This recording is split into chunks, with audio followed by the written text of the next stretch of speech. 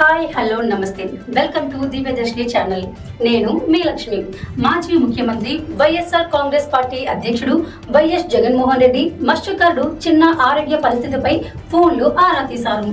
చిన్నతో మాట్లాడిన జగన్ ప్రస్తుతం ఆరోగ్యం ఎలా ఉందని అడిగి తెలుసుకున్నారు. ధైర్యంగా ఉండాలని, ఎలాంటి అవసరం వచ్చినా పార్టీ తరపున అన్ని విధాల అండగా ఉంటామని భరోసా ఇచ్చారు. త్వరగా కోలుకొని సాధారణ జీవితంలోకి రావాలని ఆకాంక్షించారు. జగన్ పరామర్శతో చిన్న కుటుంబ సభ్యులకు ధైర్యం కలిగిందని పార్టీ వర్గాలు తెలిపాయి. ఇది బార్ నుంచి వస్తున్నాం అన్న. బార్ నుంచి వచ్చిందిగా వైజాగ్ 10 మైళ్ళు ఉంది. వైజాగ్ 10 మైళ్ళు ఉందన్న. మనం చేయరా నాకు వచ్చే నాకు ఇచ్చే అంటే చెప్పి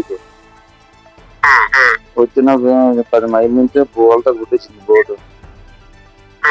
బోల్తా కొట్టేస్తే ఎప్పుడైతే బోల్తా కొట్టేసిందో ఆ తెరబడిపోయిన వెంటనే బొడికి ఎక్కువ మీద ఎక్కువ బోటు మీద కింద మనిషి ఉండిపోయాను. కింద మనిషి ఉండిపోతే ఇంకా 6 ఉన్నాం. 7 వెళ్ళాము, 6 ఉన్నాం. అయితే ఎప్పుడైతే మనిషి చనిపోయాడో మనిషి కోసం ఎడుతున్నాను. అన్నయ్య కొడుకు, మా అన్నయ్య కొడుకు చచ్చిపోయాడు. మా అన్నయ్య కొడుకు బాబు నాయన మా అన్నయ్య నేను ఎడుతున్నాను. అక్కడే చనిపో బోర్డు కింద ఉండిపోయాడు. బోర్డు కింద ఉండిపోతే ఆ బొడికి మీద ఉన్నాం మేము. ఆ తేలుతుంటే బోటు మీద తేలుతుంటే తెరబడుకుని బోటు మీద ఉంటుండగా 9 గంటల వరకు ఉన్నాము. 6 బోటు ఇంకా కిందకి వెళ్ళిపోయిందన్న. ఈ 6 ఈస్తున్నాము. 12 అవుతుందో 11 అవుతుందో తెలీదు. ఆ టైంలో ఇంకో మనిషి కనిపించలేదన్న. కనిపిపోతే ఇంకా 5 ఉన్నాం.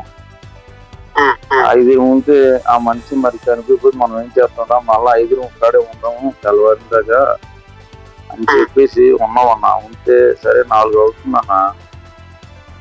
4 అవుతుంటే షిప్ కనిపిస్తుంది.